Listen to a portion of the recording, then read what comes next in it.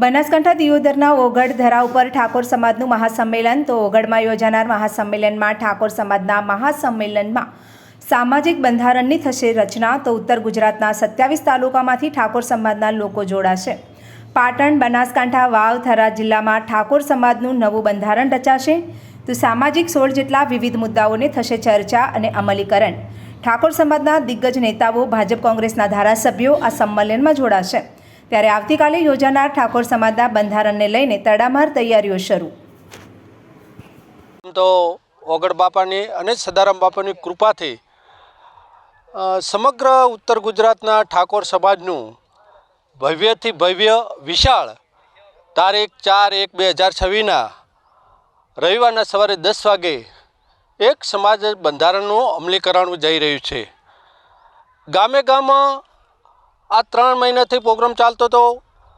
ઉત્તર ગુજરાતના તમામ ગામડામાંથી, બનાસકાંઠા જિલ્લા હોય, પાટણ જિલ્લો હોય, વાવ, થરાદ જિલ્લા હોય, સમગ્ર ગામડામાંથી નાનામાં નાનો કાર્યકર આ સમાજના બંધારણના અમલીકરણ માટે સમર્થન આપ્યું છે.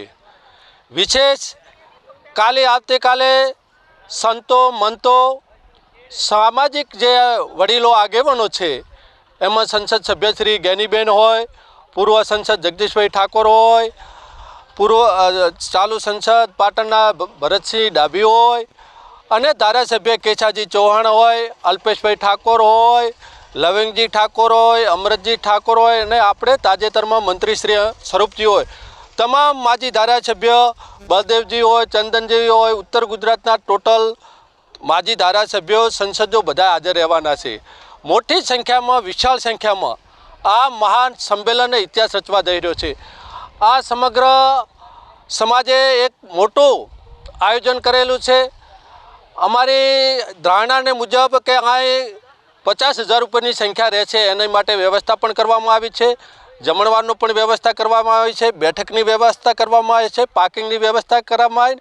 અને બીજું કે આ ઠાકોર સમાજનું સંમેલનમાંથી 18 સમાજનો પણ એક સપોર્ટ મળે અને બધા સાથે હળીમળીને રહેવાય અને એક ઐતિહાસિક નિર્ણય ઉત્તર ગુજરાતમાં થાય.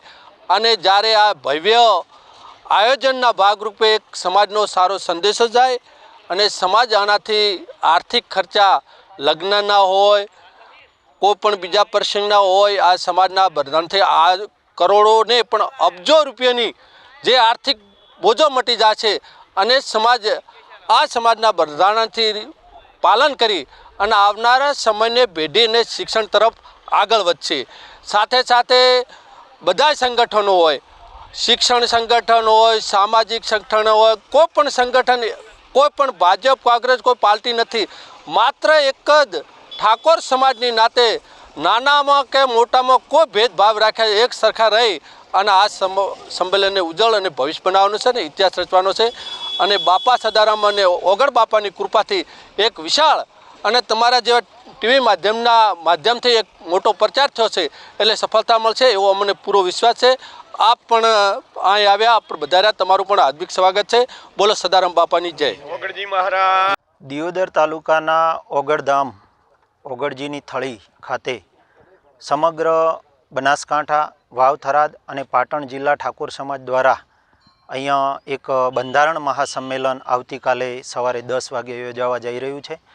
આ સંમેલનની અંદર 27 તાલુકા, પાટણ, બનાસકાંઠા અને વાવ, થરાદ 3 જિલ્લાના 27 તાલુકાના ઠાકોર સમાજ જોડે બેઠકો કરી રાજકીય, સામાજિક અગ્રણીઓ, ધાર્મિક અગ્રણીઓ સાથે ચર્ચા વિચારણાઓ કરી અને એક સામાજિક બંધારણ તૈયાર કરવામાં આવ્યું છે.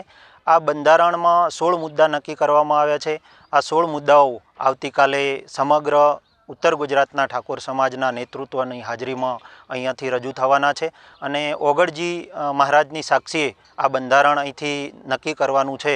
એના ભાગરૂપે છેલ્લા 15 દિવસથી અહીંયા 4 તાલુકાના આગેવાનો દ્વારા રાજકીય અગ્રણીઓના માર્ગદર્શન હેઠળ અહીંયા આ વ્યવસ્થાઓ થઈ રહી છે. આ વ્યવસ્થાઓમાં નિરીક્ષણમાં સાંસદ શ્રી જ્ઞાનીબેન ઠાકોર, ધારાસભ્ય શ્રી કેશાજી ચૌહાણ સાહેબ, કાંકરેજના ધારાસભ્ય શ્રી અમૃતજી, રાધનપુરના ધારાસભ્ય શ્રી લવિંગજી, આ 4 તાલુકાના રાજકીય અને સામાજિક અગ્રણીઓના માર્ગદર્શન હેઠળ અહીંયા ભવ્ય તૈયારીઓ અને વ્યવસ્થા કરવામાં આવી છે. આ કાર્યક્રમની અંદર 50,000 આસપાસ ઠાકોર સમાજના લોકો ઉપસ્થિત રહેશે એવો આયોજકોનો અંદાજ છે. એની તમામ વ્યવસ્થાઓ કરવામાં આવી છે. 50,000 લોકો અહીંયા ભોજન લઈ શકે એવી તડામાર તૈયારીઓ અને વ્યવસ્થાઓ ચાલી રહી છે. 1,000 સ્વયંસેવકો, યુવાનો, આગેવાનો આ કાર્યક્રમનું તમામ વ્યવસ્થા સંભાળવાના છે, મેનેજમેન્ટ કરવાના છે. 5,000થી વધારે વાહનો આ કાર્યક્રમની અંદર આવવાના છે, તો એ 5,000થી વધારે વાહનો પાર્કિંગ થઈ શકે એવી સંપૂર્ણ વ્યવસ્થા અહીંયા કરવામાં આવી છે. હજારોની સંખ્યામાં લોકો સભા મંડપમાં બેસી શકે એ રીતે અહીંયા બેઠક વ્યવસ્થા ગોઠવવામાં આવી છે. આ કાર્યક્રમની અંદર ઉત્તર ગુજરાતના તમામ રાજકીય અને ધાર્મિક અગ્રણીઓ ઉપસ્થિત રહેવાના છે.